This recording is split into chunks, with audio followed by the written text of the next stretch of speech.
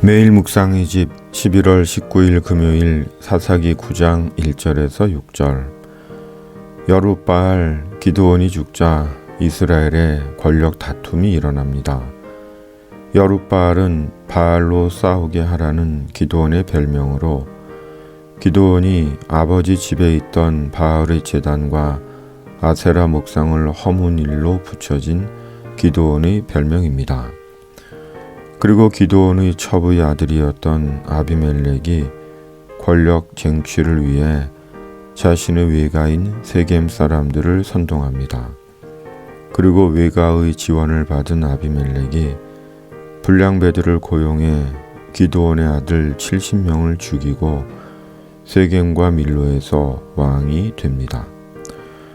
왕이 되려는 한 사람의 야욕과 탐욕으로 인해 비록 어머니는 달랐지만 70명의 형제들이 무참하게 살해된 것입니다. 한 나라의 리더가 죽거나 물러나서 권력의 공백이 생기면 반드시 권력을 탐하는 자들이 나타납니다.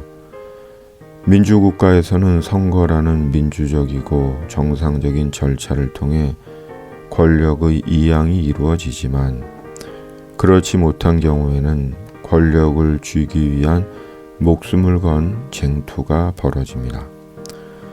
물론 민주국가에서도 선거철이 되면 온갖 음모와 공작과 가짜 뉴스로 상대를 음해하고 낙마시키려는 일들이 벌어지기도 합니다. 그럼에도 민주주의가 완벽한 체제는 아니지만 민주국가에서 산다는 것이 이미 얼마나 귀한 자유와 권리를 누리며 살고 있는 것인지를 기억하고 감사하고 법과 정의를 존중하고 실천하는 자가 되어야 하는 것입니다. 그리고 민주주의를 뛰어넘는 완벽한 체제가 있는 것입니다. 바로 하나님께서 다스리시는 하나님의 나라입니다. 하나님의 주권이 통치하시는 하나님의 나라 천국입니다.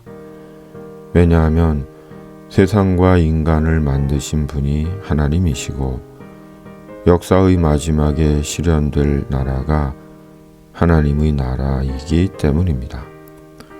그러므로 하나님께서 다스리시는 하나님의 나라가 나타나고 성취되어야 합니다.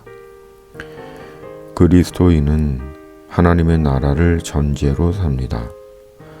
세상이 우리 존재와 삶의 궁극의 목적지도 최종의 자리도 아닙니다. 영원한 하나님의 나라가 우리의 기다림이며 우리가 영원히 있게 될 곳입니다.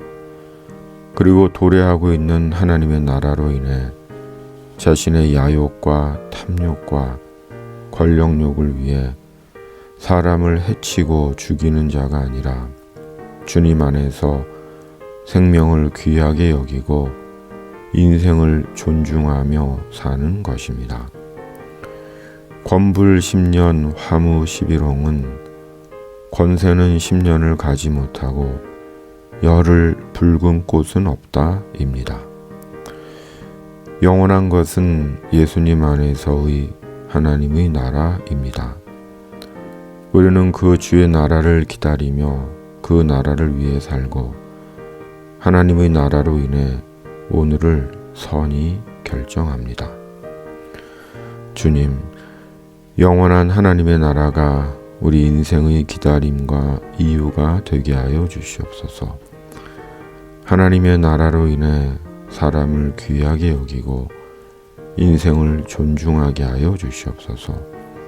예수님의 이름으로 기도드립니다. 아멘.